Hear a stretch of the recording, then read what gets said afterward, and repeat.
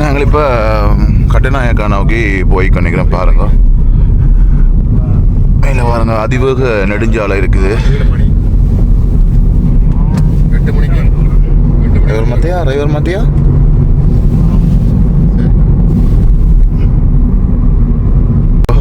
விமான நிலையம். இதில் கொஞ்சம் தூரம் தான் நாங்கள் வந்து உள்ளுக்கு வந்து போகணும். பாருங்க. ஹாய், ஹலோ, வணக்கம். மற்றும் ஒரு காலனி வாயிலாக வந்து இணைஞ்சிருக்கோம். இன்றைக்கு வந்து நாங்கள் நிற்கிறோம். பாருங்க, கட்டுநாயக்கா சர்வதேச விமான நிலையத்தில் வந்து நிற்கிறோம். அப்போ இன்றைக்கு வந்து பார்த்தீங்கன்னு சொன்னால் அண்ணாவரால் வந்து ஃப்ரான்ஸுக்கு வந்து போகிறேன். அப்போ அவர் வந்து இன்றைக்கு வந்து வழி அனுப்பி வைக்கிறதுக்காக தான் கொழும்புக்கு வந்தது. நேற்றைக்கு வந்து வீடியோ வந்து பார்த்துருப்பீங்க. இன்றைக்கு வந்து பார்த்தீங்கன்னா அவர் வழி அனுப்பி வைக்கிற வீடியோ தான் நான் இன்றைக்கு முழுக்கும் பார்க்க போகிறோம். அப்போ நாங்கள் இப்போ வந்து பார்த்தீங்கன்னா முந்தியெல்லாம் வந்து நாங்கள் ஏர்போர்ட்டுக்கு வரணும்னு சொல்லி சொன்னால் விதிமுறைகள் இருந்தது. 3 மணி முதல் வந்து நாங்கள் வந்து நிற்கணும் அப்படின்னு சொல்லி. இப்போ வந்து ஒரு புதிய ஒரு கட்டுப்பாடு, அதாவது புதிய ஒரு சட்டமன்றம் வந்து போட்டிருக்காங்க. 4 மணி முதலே வந்து நாங்கள் வந்து விமான நிலையத்துக்கு உள்ளே வந்து வரணும். அப்படி ஒரு கட்டுப்பாடுகள் வந்து புதிய விதிமுறைகள் வந்து போட்டிருக்காங்க.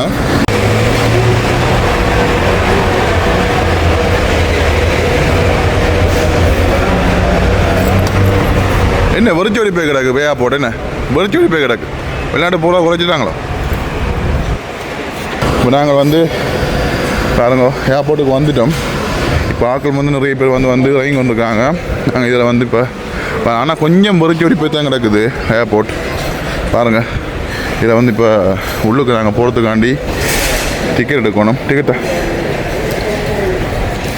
பாருங்கள், ஒரு ஆளுக்கு வந்து 500 ரூபா டிக்கெட்டை வந்து எடுத்துகிட்டு அப்படியே நாங்கள் உள்ளே போவோம். இதை பாருங்கள், அது ஓப்பனாக எல்லாம் வந்து கொண்டு போகிறாங்க. எந்த நேரமும் போலீஸ் வந்து சுற்றி கொண்டிருப்பாங்க. எல்லாருமே வந்து இதில் கண்ணீரம் ஒருத்தர் வந்து கண்ணீரம் நிற்கல, டக்கு விசில் அடித்து அனுப்பிடுவாங்க. இங்கே பாருங்கள், போலீஸ் பாதுகாப்பெல்லாம் இருக்கும். இதெல்லாம் நாங்கள் உள்ளுக்கு வந்து போகணும்.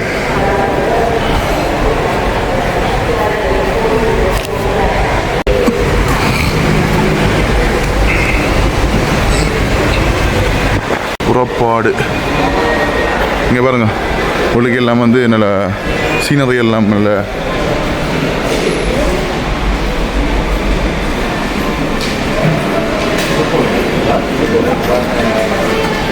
உள்ளுக்கு வந்து மணி எக்ஸ்சேஞ்சுகள் எல்லாமே இருக்கும். ஒரு பேங்கின் money exchange, Sampath bank, commercial bank, bank of Ceylon எல்லாமே இருக்கும்.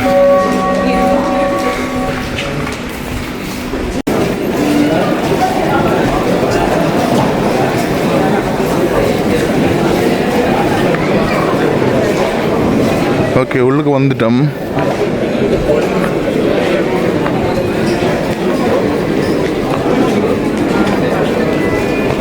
மக்கள் இங்கே பாருங்க, விமான நிலையத்துக்குள்ள ஒரு அதிசயம் நடக்குது. பாருங்க, தண்ணி வந்து பாயுது. நல்லா இருக்குல்ல. சில நேரம் வந்து ஆஃப் பண்ணி வைக்கிறவங்க இண்டை கொண்டு பண்ணி விட்டுருக்காங்க. நல்லா இருக்கு. இந்த நடுவில் தண்ணி பாயிறது எப்படி இருக்கு.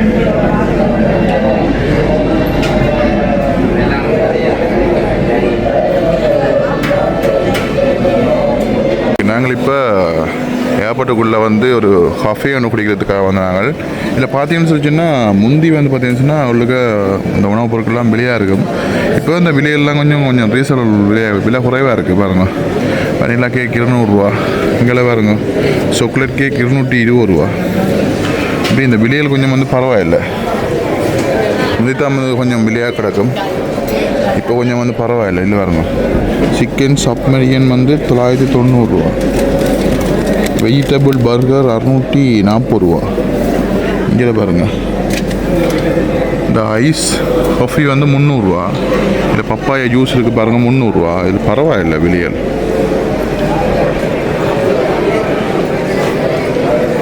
ஒன் ஐட்டெல்லாம் பரவாயில்லை. இங்கே பாருங்க, கொம்போனிஸ் எங்கடா கொம்போனிஸ் 120 ரூபா. பரவாயில்ல, கொஞ்சம் சின்ன விலை கூட இருக்குது. மற்றபடி ஓகே. ஓகே, அப்படியே ஏர்போர்ட்டுக்கு நின்று கொண்டு ஒரு கொஃபி ஒன்று அடிக்கிறோம்.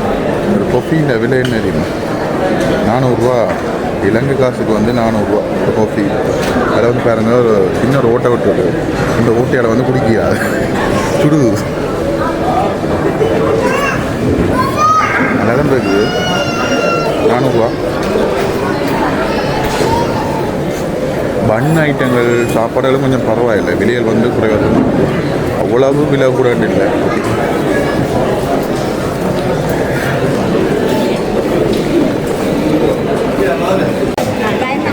ஓகே, வந்து இவ்வளோ உள்ளே போகிறான்னா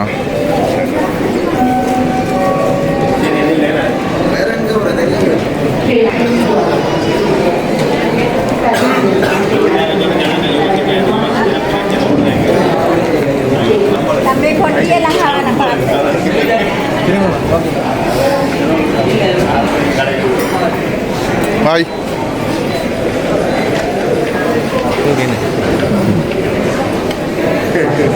Sorry.